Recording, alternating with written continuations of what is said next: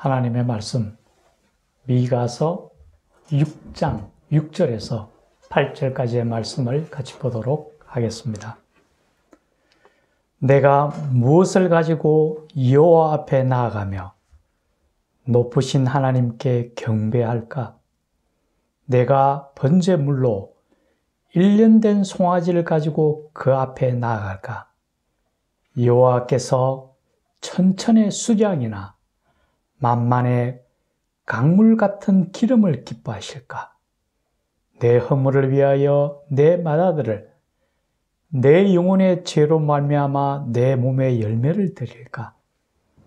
사람아, 주께서 선한 것이 무엇임을 내게 보이셨나니 여호와께서 내게 구하시는 것은 오직 정의를 행하며 인자를 사랑하며 겸손하게 내 하나님과 함께 행하는 것이 아니냐. 아멘. 오늘 전할 하나님의 말씀은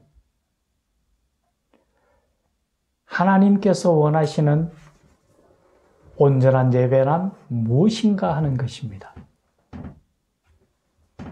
이 시간 주의 성령께서 우리와 함께 하시고 우리로 하여금 깨닫게 하셔서 이 시간 우리 모두에게 은혜가 충만한 시간이 되기를 간절히 축원합니다.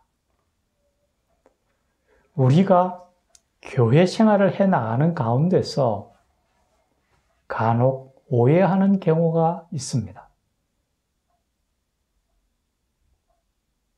누군가 하나님 앞에 헌금을 참 많이 하면은 그분의 믿음이 참 좋다라고 여길 때가 있습니다. 또 때로는 누군가 하나님 앞에 많은 예물을 드린다면은 하나님께서 기뻐하시고 그를 더 크게 쓰시지 않겠는가 하는 생각을 가질 때도 있습니다. 그런데 과연 그럴까요? 창세기에 보면은 가인과 아벨에 대한 얘기가 나옵니다. 그 두 사람이 다 하나님 앞에 예물을 드리고 제사를 드렸습니다.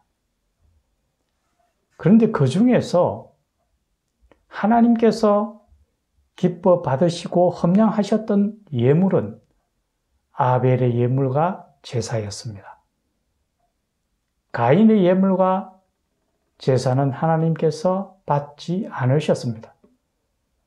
왜 그렇게 차이가 났을까요? 아벨이 드린 예물이 더 많고 더 좋은 것이어서 그랬을까요? 결코 그렇지가 않습니다. 또 복음서에 보면은 예수님께서 어느 한 과부가 헌금함에 넣는 그 예물을 보고 크게 칭찬하시는 모습이 있습니다. 그런데 그 과부가 드렸던 예물은 2렙돈이었습니다. 이 2렙돈은 지금으로 친다면 한 2,000원 정도에 해당되는 아주 적은 금액이었습니다. 그럼에도 하나님께서는 다른 많은 사람들보다도 그 과부를 더 크게 칭찬하였습니다. 이 두 가지 예에서 보는 것처럼 하나님께서 기뻐 받으시는 예물은 그 양이 많고 적음에 달려있지 않다라는 사실입니다.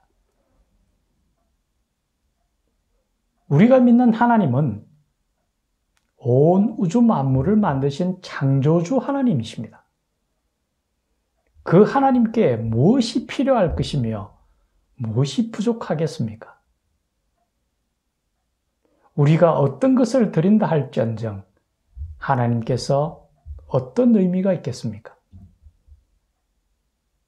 또 우리가 세상으로부터 얻는 모든 것들은 모든 것이 하나님의 것임을 우리는 기억해야 합니다. 그래서 우리가 하나님께 드리는 예물은 양의 많고 적음이 아니라 정말 세상 것과는 구별된 하나님 앞에 온전한 예물을 드려야 되며 그 예물에는 우리의 믿음이 그 속에 들어가 있어야 된다는 겁니다. 아벨은 구별된 예물을 드렸고 그 과부는 그 생활의 전부를 드린 것처럼 온 마음을 다해 하나님 앞에 나아왔다는 사실입니다. 오늘 본문을 통하여서 하나님께서는 우리가 드려지는 온전한 예배에 대해서 말씀하십니다. 여기서 말씀드리는 예배는 우리의 삶을 통하여 드러나는 예배여야 된다는 겁니다. 먼저 첫 번째는 정의를 행해라 라고 말씀합니다. 정의를 행한다라는 것은 우리가 올바른 길을 걸어가는 걸 이야기합니다. 예수님께서는 우리에게 말씀하시기를 너희는 좁은 문, 좁은 길로 나아가라고 얘기합니다. 그런데 세상은 어떻게 하면 좀 더 편한 길, 큰 길, 쉬운 길을 택하고자 합니다. 하지만 우리가 분명히 기억해야 할 것은 우리가 가야 하는 길은 비록 그 길이 좁고 협착하고 힘들다 할지라도 하나님이 인정하시는 고든 길로 나가야 된다는 거죠. 그런데 우리는 사실 여러 가지 핑계를 대면서 되도록이면 그 길을 가지 않으려고 할지도 모릅니다. 존 버년이 지었던 철로 역정에 보면은 그런 내용이 나옵니다. 전도자가 길을 가는 가운데 사자가 나타났다고 이야기합니다. 사자를 핑계를 대고 나아가지 않으려고 합니다. 우리 또한 마찬가지입니다. 어떻게 하든지 핑계를 대고자 합니다.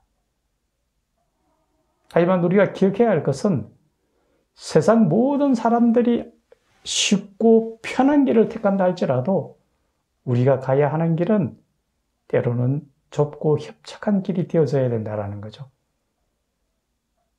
세상과 우리가 구별되는 것은 우리가 때로는 조금 손해를 보고 우리에게 조금 이익이 적다 할지라도 하나님이 기뻐하실 만한 옳은 길을 선택할 수 있는 것이 우리가 되어져야 된다는 것을 오늘 말씀하고 있습니다. 두 번째는 오늘 본문에서 인자를 사랑하라고 이야기합니다. 그것은 바로 이웃 사랑에 대한 부분입니다. 요즘 세태를 보면은 오로지 자기 자신, 자기 가족, 자기 동료, 모든 것이 자기를 중심으로 하여 일어나는 일들 뿐입니다. 지극히 이기적인 세계로 들어가고 있다는 것을 볼 수가 있습니다. 개인뿐만 아니라 나라도 마찬가지입니다. 예전에는 미국과 같은 강대국들이 비록 자기 나라에 이익이 되지 않는다 할지라도 세계의 평화와 모든 나라에 도움이 된다면 과감하게 그것을 선택하곤 했습니다. 하지만 이제는 완전히 달라졌습니다. 오로지 자기 나라의 이익만을 추구해 나가는 그러한 세태로 변화되었다는 거죠. 그런데 중요한 것은 사랑은 자기의 유익을 구하는 것이 아니라는 거죠. 우리 기독교의 본질은 바로 사랑입니다. 이 사랑은 자기를 내어줌에서 시작합니다. 예수님께서 십자가에 달려 돌아가신 것은 죄인된 우리를 구원하시기 위하여 자기 목숨을 바치신 거라는 거죠. 우리가 기억해야 할 것은 사랑은 자기만을 위하는 사랑이 아니다라는 거죠. 다른 사람을 유익을 위하여 자기 자신을 희생할 수 있는 것, 그것이 바로 사랑이죠. 그 사랑하는 것을 하나님은 원하신다라는 거죠. 우리가 기억해야 할 것은 우리는 모두가 다 이 땅을 떠나서 하나님 앞에 나아가게 됩니다. 그런데 누구든 이 땅을 떠나기 전에 반드시 후회하는 것들이 있다고 합니다. 그 중에 하나가 바로 사랑을 다하지 못한 것에 대한 아쉬움입니다. 하나님께서 우리를 이 땅에 보내주신 것은 그 하나님의 사랑을 증거하라고 우리에게 보내주셨습니다. 우리가 이 땅을 떠나기 전에 하나님이 우리에게 명하신 그 사랑을 다 할 수 있기를 바랍니다. 세 번째 오늘 본문에서는 겸손하게 하나님 안에서 행하라고 얘기합니다. 이 세상은 어떻게 하면 남들보다 더 높아질 수 있을까? 더 권세를 많이 가지고 힘 있는 사람이 될까만을 추구합니다. 그런데 예수님은 우리에게 그렇게 말씀하지 않으셨습니다. 인자에 온 것은 섬김을 받기 위함이 아니라 오히려 섬기려 하고 자기 목숨을 많은 사람들의 대속물로 주기 위함이라고 말씀하셨습니다. 그러면서 누구든지 어떠함이 되고자 하는 자는 모든 사람의 종이 되어야 한다고 얘기합니다. 우리에게 주님이 가르치신 것은 바로 종의 도를 가르치셨다라는 거죠. 우리는 남들보다 높기 위하여가 아니라 다른 사람들을 섬기기 위하여 자신을 낮추는 우리가 되어야 합니다. 이 세상을 변화시키기 위해서는 권력과 근세로서가 아닌 더 낮은 자세로서 사랑을 함으로써 변화되어져야 된다는 것을 우리에게 말씀해 주십니다. 무엇보다도 종은 주인의 뜻을 쫓으며 그 주인의 도를 가리킨다라는 거죠. 이루어 나간다라는 거죠. 우리가 세상 속에서 하나님 아버지께서 우리에게 주신 예수님의 향기를 우리가 바랄 수 있어야 됩니다. 우리를 볼 때 세상 사람들이 우리 자신을 통해서 하나님의 형상이 보여져야 된다는 거죠. 우리는 그런 책임이 있는 사람으로서 이 땅을 살아가야 될 것입니다. 저도 굉장히 부족함을 참 많이 느낍니다. 한순간순간마다 참 많은 실수와 또 많은 부족함을 느끼지만 그 가운데서도 하나님 뜻을 쫓기 위해서 더욱더 노력하고 주의 성령께서 함께 하심으로 담대하게 이기며 나아갈 수 있다고 저는 확신합니다. 우리에게 주어진 모든 삶, 주의 뜻을 이루어 나가며 무엇보다도 정의를 행하고 인자를 사랑하며 주님 안에서 겸손하게 행함으로 주님으로부터 칭찬받는 우리의 삶이 되기를 주님의 이름으로 간절히 축원합니다. 같이 기도드리겠습니다.